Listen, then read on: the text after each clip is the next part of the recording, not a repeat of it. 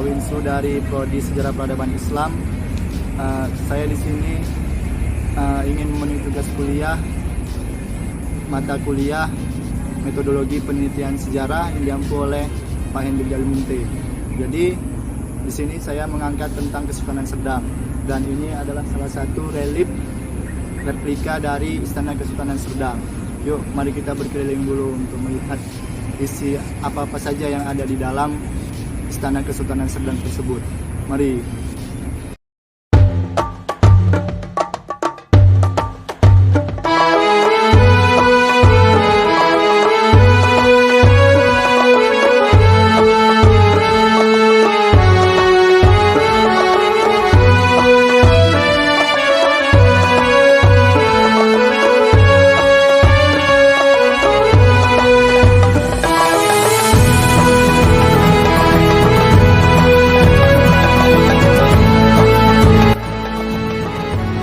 Jadi pada abad ke-18, perpecahan antara Kesultanan Delhi dengan Kesultanan Serdang dimulai ketika Tuanku Umar Johan Pahlawan Alamsyah yang merupakan putra dari Sultan Delhi bernama Tuanku Panglima Paderap yang merupakan seorang penerus sah dari Kesultanan Delhi. Namun, terjadi perebutan kekuasaan antara Tuanku Umar dengan abangnya yang bernama Panglima Pasutan. Walhasil Kesultanan Delhi dilanjutkan oleh Panglima Pasutan dikarenakan Tuanku Umar masih kecil sehingga mengalami kekalahan. Akibatnya Tuanku Umar mendirikan Kesultanan Serdang pada tahun 1723 Masehi. Nama Serdang itu sendiri berasal dari nama sebuah pohon yang daunnya berfungsi sebagai atap rumah. Setelah Tuanku Umar mengalami kekalahan dengan abangnya yaitu Panglima Pasutan, maka Tuanku Umar beserta ibunya bernama Puan Sampali berpindah dan mendirikan kampung besar atau Serdang dan menjadi daerah kekuasaan Kesultanan Serdang.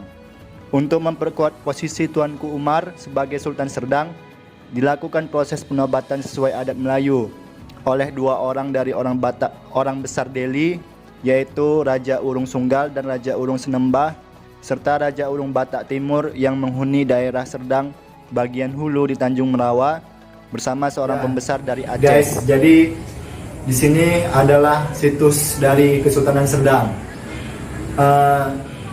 Masjid ini adalah Masjid Sultan Basaruddin, di mana pendirinya adalah Sultan Basaruddin yang merupakan Kesultanan Serdang, Sultan Serdang yang keempat.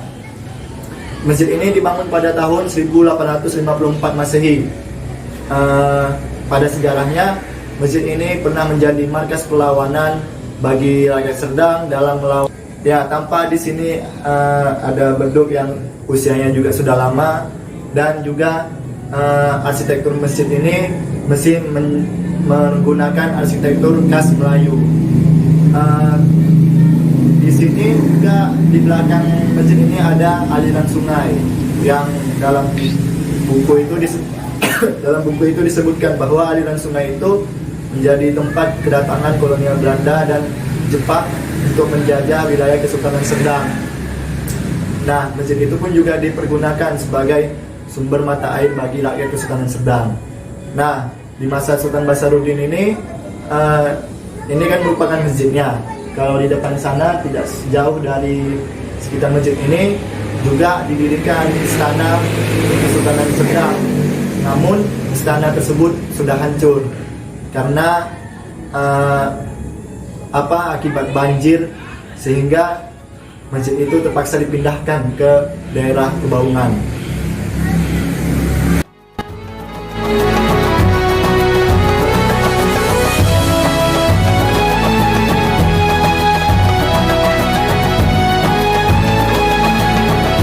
Jadi ini merupakan bagian depan dari Masjid Sultan Basaruddin, di mana tempat kita tadi itu merupakan bagian belakang. Karena dibangun jalan oleh kolonial Belanda, makanya sekarang bagian ini merupakan bagian belakang. Dalam buku pun juga disebutkan bahwa masjid ini dikatakan masjid terbalik, karena bagian depannya sekarang sudah menjadi bagian belakang dan bagian belakangnya sekarang sudah menjadi bagian depan. Nah, terlihat di bagian belakang masjid ini ada aliran sungai. Dan ini adalah tempat masuknya Sultan untuk beribadah di Masjid Sultan Basaruddin. Guys, jadi ini merupakan salah satu bangunan tua dan merupakan situs dari Kesultanan Serdang. Bangunan ini merupakan bangunan bernama Datuk Maharaja Negeri Serdang. Nah, konon Datuk itu merupakan seperti perwakilan gitu, perwakilan dari Kesultanan Serdang untuk desa Rantau Panjang.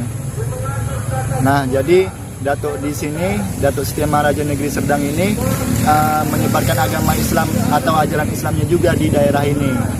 Nah, dalam sejarahnya buku Karl J. Pelzer itu menyebutkan ketika kolonialisme Belanda yang dipimpin oleh Netzer pada saat itu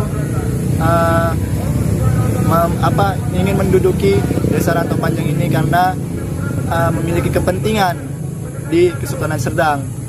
Lantas Netzer dan Sultan Serdang pada saat itu, Sultan Basaruddin, bekerja sama. Sedangkan Datuk Negeri Setia Maharaja Negeri Serdang ini tidak ingin bekerja sama dengan pihak Belanda. Walhasil Sultan Serdang pada saat itu mengasingkan Datuk Setia Maharaja Negeri Serdang ini ke Bengkalis. Tapi di sini juga ada makam dari Datuk Setia Maharaja Negeri Serdang yang sudah dikembalikan ke tanah asalnya. Ayo kita tengok.